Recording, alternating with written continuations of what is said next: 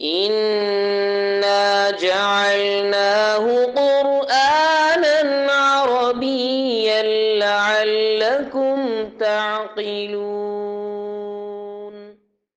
فعل اور فاعل کی ترکیب، جملہ دیکھیں، قال اللہ، قال فعل ہے، لفظ اللہ اس کا فاعل ہے، فعل اپنے فاعل سے مل کر جملہ فعلیہ خبریہ ہو گیا، یہ ہو گئی اس کی ترکیب۔ اس کا ترجمہ ہے اللہ تعالی نے فرمایا۔ اب دیکھیں، قال کا ترجمہ ہے اس نے کہا۔ کس نے کہا؟ تو جس نے کہا اس کو فاعل بنا کر اس فعل کے بعد لے کر آتے ہیں، اور فاعل مرفوع ہوتا ہے، لفظ اللہ فاعل ہے، یعنی اللہ نے کہا، ہم اس کو ادباً کہتے ہیں اللہ تعالیٰ نے فرمایا۔